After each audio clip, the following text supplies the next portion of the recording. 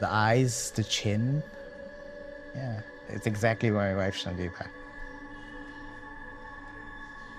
This is the child Sangeeta wanted. This is the daughter. You know, she's not here to see this. Nabil and his wife Sangeeta both grew up in Dhaka, the capital of Bangladesh. They moved to the US in 2023 to start a new life, and their daughter was born in Massachusetts in October of that year. Hours after giving birth, Sangeeta started hemorrhaging. The nurses came and said, you know, at some point she lost pulse, but she was able to be revived, but, you know, her condition is bad. Nabil says the hospital told him that his wife needed a medical device called an embolism coil to stop the bleeding. What they didn't say was that all of their embolism coils had been repossessed weeks earlier because the hospital's owner hadn't paid the bills. Sangeeta was transferred to another facility. She died just one day after becoming a mother. I was kind of shocked, like, what just happened? 5 hours ago, I talked to her, you know. I also thought this happened in the 18th century. I didn't expect that in Boston, you know, at a hospital in Boston. St. Elizabeth's Hospital, where Sangeeta gave birth, was owned by a company called Steward Health Care. At the time, Steward was the largest for-profit hospital operator in the US, and it was backed by a major private equity firm, a part of the finance industry focused on making quick, high returns for investors. Private equity is a business model that is like for-profit business on steroids. They just started to siphon money away from the healthcare and more money into their pockets, and here we are. In the last 10 years, more and more hospitals have been bought up by private equity firms. Nearly a quarter of for-profit hospitals in the US are owned by them. Faultlines partnered with Mother Jones to investigate what happens when profit-driven companies take over healthcare. But for the greed of Steward, we would have had all the equipment and the supplies that we need to take care of our patients. The future that I wanted imploded on me, so I'm sometimes scared to dream.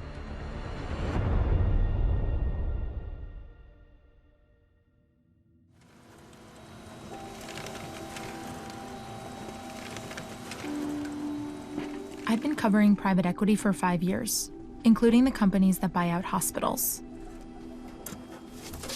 After reading about Sangeeta in the Boston Globe, I started looking into Steward and the private equity firm that acquired it. Over the past year, I dug into every malpractice, injury, and wrongful death case tied to Steward hospitals that I could find. I also reviewed federal inspection reports that documented more than 700 alleged failures in patient care. 83 patients died over 14 years, according to the lawsuits, including Sangeeta Rashid. 3 months after Sangeeta died, Nabil moved back to Bangladesh with his daughter Otindria. They now live with his parents who help care for her. You know, I didn't imagine coming back here, living with my parents at 37, with my daughter, you know. Definitely not the life I imagined at this stage. Why are you doing that? You're finished. Sangeeta wanted to raise Otindria in the US, where she thought she would have more opportunities and access to cleaner air and better medical care. I've lived here. It's fine. This is my home. I didn't want it to be her home. Her mother didn't want it to be her home. That's the thing. So that broken promise bothers me a lot. The US was also where Sangeeta, an economics professor, hoped to fulfill her own dreams of teaching at an American university. So when Nabil got a job opportunity at Boston University, Sangeeta encouraged him to take it. You're gonna kick your mommy in the face. Less than 2 months after they moved to the US, Otindria was born. Look at those beautiful little toes. She was very happy, tired, of course, but, you know, just happy to have her in our arms. I heard on the security radio that a massive transfusion protocol is in progress. I'm thinking, oh my gosh, something bad's happening. And it goes up into the area Ellen McGinnis has been a nurse at St. Elizabeth's for 27 years and was there the night Shinjita died. And then the physician would feed the coil itself through the catheter into that. I was so sad. I was sad for the family, for that motherless child.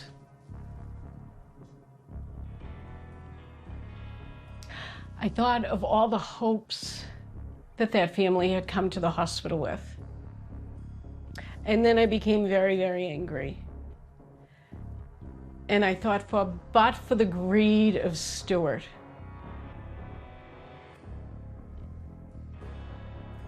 that woman could still be alive. Could be. It's unclear whether Shinjita would have survived even if the hospital had an embolism coil. But it was her last shot, and St. Elizabeth's Hospital should have had one. We take care of basically every single patient. It's where the sickest of the sick patients go. So this is where you would naturally have something like an embolism coil, which could stop bleeding, would be. What was the feeling like among staff after this death? People were just horrified. Everybody knew there weren't any embolism coils anywhere in the hospital. Everybody knew, they knew for weeks we didn't have them in-house. All Steward had to do was pay the stinking bill. Pay the bill and get back the things that we have to take care of our patients. Steward wasn't paying a lot of its bills. By 2024, it owed $9 billion to over 100,000 creditors, and hospitals suffered the consequences. In the emergency department, I can think of a few different occasions where we didn't have things like diapers for babies, or Pedialyte, or infant formula. Was this something that happened before Steward? Oh no, we always had everything like that. That's the basics. Before Steward, we always had everything that we needed. I don't recall ever running out of anything. At Steward Health Choice, we believe in a personal approach to healthcare, right in your own community. In 2010, Steward took over St. Elizabeth's from a struggling Catholic hospital chain in Massachusetts. Its CEO, Dr. Ralph De La Torre, convinced private equity giant Cerberus to buy the chain and convert its hospitals into for-profit institutions. The important thing to remember is that private equity firms are trying to double or triple their investment over about 4 to 7 years. So very short term. Very short term, yeah. Steward expanded rapidly, took on a lot of debt, and cut costs like staffing. In its first few years of operation, the company gutted more than 100 nursing jobs in Massachusetts alone. We keep patients clean, dry, safe, comfortable, and educated. So when you don't have enough people to do that, it directly impacts people.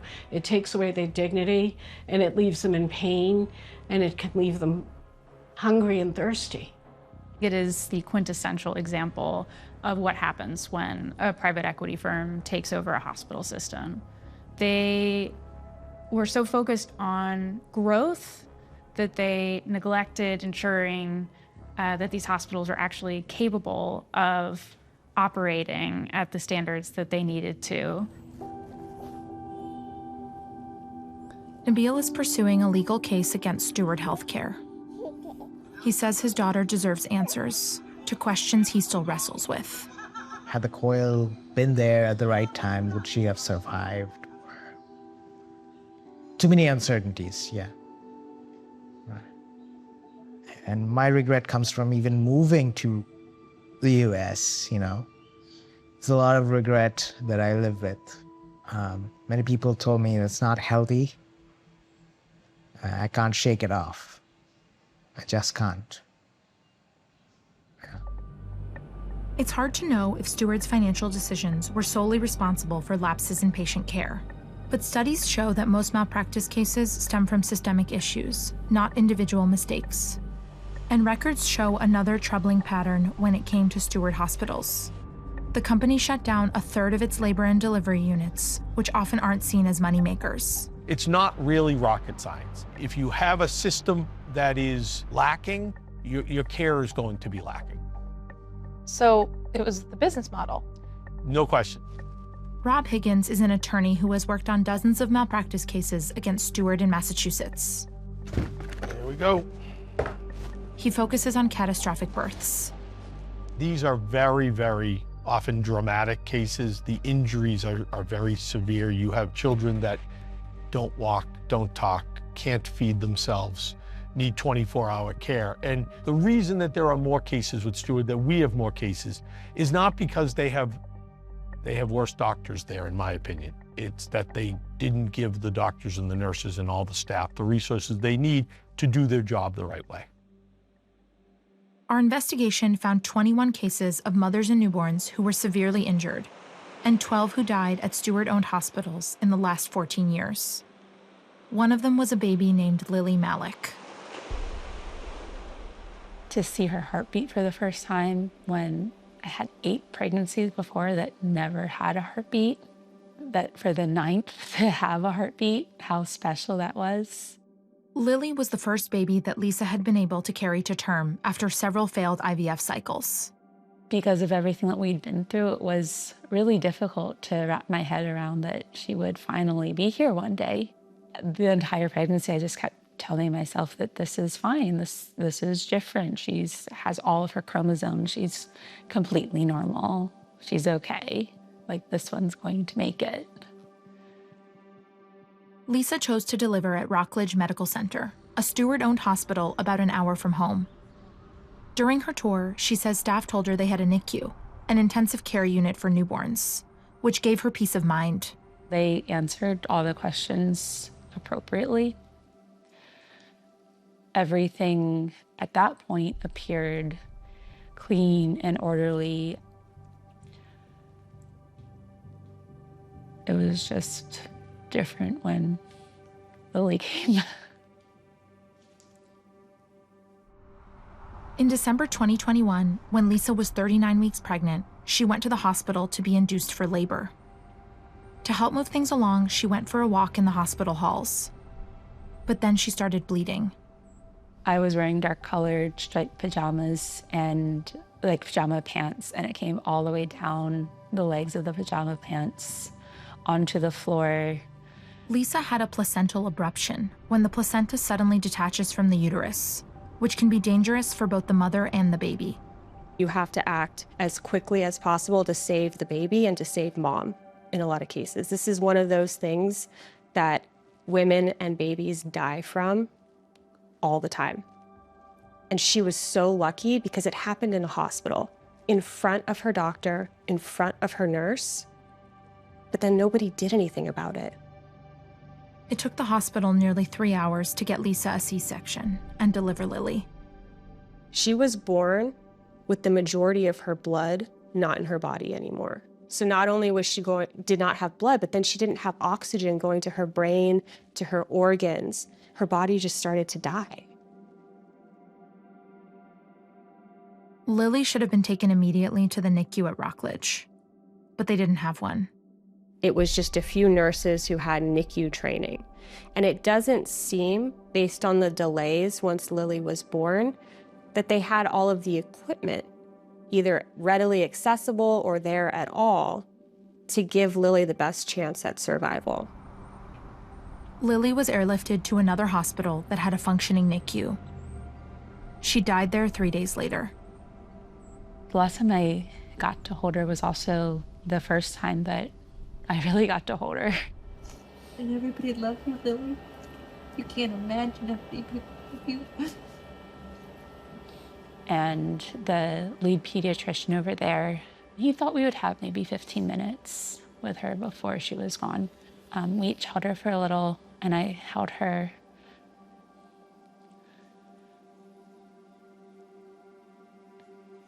She lasted about 3 minutes with no air.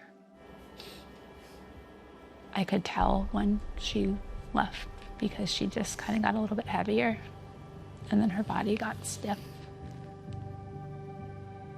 I never really expected. I had never been to any open casket funerals or anything, so the first dead body that I saw was my daughter's. It's really incomprehensible to me that nobody did anything. because it's clear from the records that they were aware something bad was happening. Fetal monitoring strips show that Lily was in severe distress from the time of the abruption until she was delivered. Lisa decided to sue the hospital and Steward.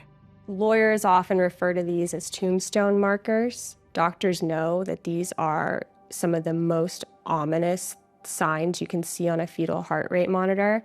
It means that the baby is in extreme distress, and she is going to die soon if nobody does anything. Why do you think it took so long to act? I wish I knew the real answer. There really is no explanation that justifies their actions in this case. Lisa's attorney says there was likely just one nurse caring for her during this time. There was no other providers coming in. There was no midwives. There were no other nurses that went to see her. I don't know if there were any there at the hospital, but they weren't coming to Lisa. Were they working 12-hour shifts 10 days in a row over and over again because there wasn't the staff? Or were they caring for more patients than they could handle every day, which is going to lead to burnout? According to multiple sources, Steward routinely cut staffing to save money, and hospital records could reveal whether those cuts delayed Lily's birth. But her attorney may never get access to them. In May 2024, Steward filed for bankruptcy, putting all lawsuits against the company on hold. I would hope that a hospital system would not intentionally declare bankruptcy because it doesn't want to be held accountable for the terrible harm that it's causing to the public. But regardless of the motives, that's essentially the outcome for countless families. Steward denied they were responsible for any wrongdoing in Lily's death. What they did should not, be swept under the rug. These people need to answer for why they did this to this health system and these people that rely upon it. Steward was pushed into bankruptcy after using a classic private equity tactic to raise fast cash, selling off its hospital real estate. It meant stripping hospitals of their most valuable asset and handing it over to a landlord. So suddenly they have rent payments when they didn't before, and that's more money going out the door that the hospital can't spend on patient care. The long-term rent obligations ultimately became unsustainable, helping drive the company into the ground. They also saddled hospitals with more debt, draining resources and forcing several to shut down in communities that depended on them. So they sell off their real estate and they take money, and that's when they all got very wealthy. When the money came in, they paid off private equity, and then they decided they wanted to give themselves all bonuses because look at what a great job they did at making money for themselves. Cerberus walked away with at least $800 million in 2021, more than tripling its initial investment. Steward's then CEO, Dr. Ralph de la Torre, also received a payout of nearly $100 million, which later drew sharp criticism from lawmakers. While Steward-owned hospitals cannot afford to pay for life-saving medical supplies, it had enough money to purchase a $62 million private jet and, incredibly, a $33 million backup jet. In September 2024, the Senate Health Committee held a hearing about Steward's bankruptcy, one of the largest hospital bankruptcies in recent history. They subpoenaed de la Torre to testify, but he refused to attend. It is unconscionable that hospitals could have unpaid bills of $9 billion, while at the same time, simultaneously, private equity executives are getting richer and richer and richer off of the same resources from those hospitals. Senator Ed Markey represents Massachusetts, where Shinjita died. He's been leading the Senate's investigation into Steward and introduced a federal bill that would regulate private equity in healthcare. The hospital sector is not like a coffee company. It's not like a widget company. Hospitals are at the core of the identity of a community, and it provides vital services that every family in that community rely upon. And so we need guardrails that ensure that if private equity is going to move in, that there is accountability. Those profits came first, meaning the patients came last. We still don't have a full picture of the role private equity plays in healthcare, even as its influence keeps growing. And that's likely by design. Private equity firms are incredibly secretive, and there are very few requirements for disclosures that they have to make. Private equity firms operate through, dozens of subsidiaries, through legal structures that are complex. They're difficult for even the most sophisticated lawyers and regulators to untangle. So it's hard to even figure out in the first place if a hospital is owned by private equity? Yeah, and that's partly how they've gotten away with it for so long. On top of that, it seems almost like private equity firms are being rewarded for their stripping of these companies.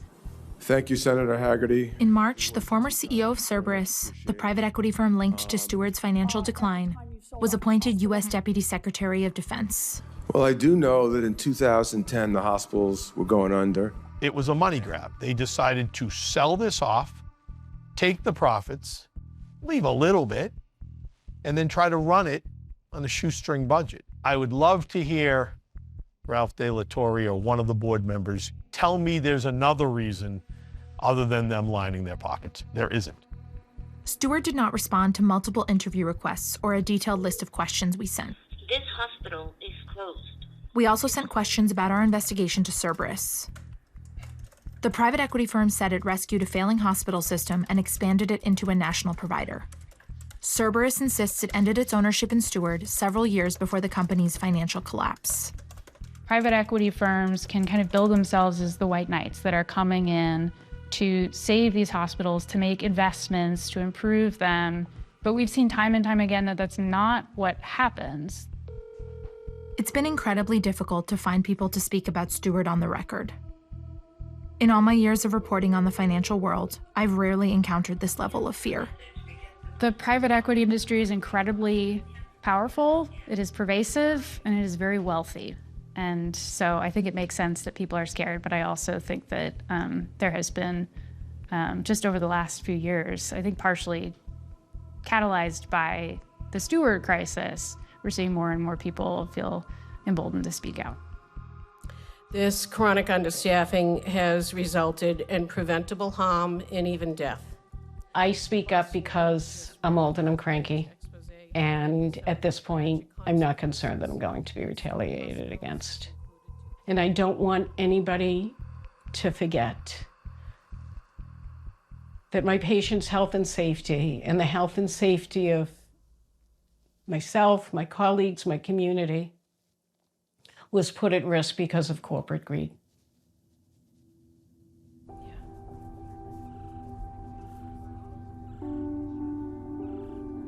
7 months after Lily's death, Lisa restarted IVF treatments. She had 3 embryos left, and because of her age, she had to rush to try to conceive again. And they transferred one of them. We decided to transfer a boy because I didn't want to feel like we were replacing Lily. And then it was successful and grew into our son, Ian. He's 21 months and a huge ball of energy and sunshine. He looks exactly like me when I was a little baby. But it still has a really hard time letting that set in. It's like I've been through a war and I feel like I'm still not home from it sometimes.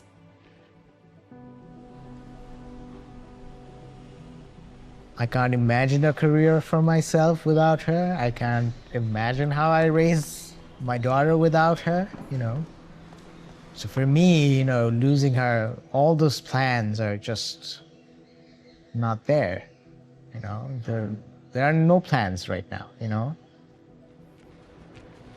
Nabil doesn't know if he'll ever return to the U.S. For now, he's focused on Otindria and navigating life without Shinjita. Her perspective on things were important to me. I came to realize that, And this is exactly what she said, that your daughter will complete you. But after what has happened, I am forever incomplete.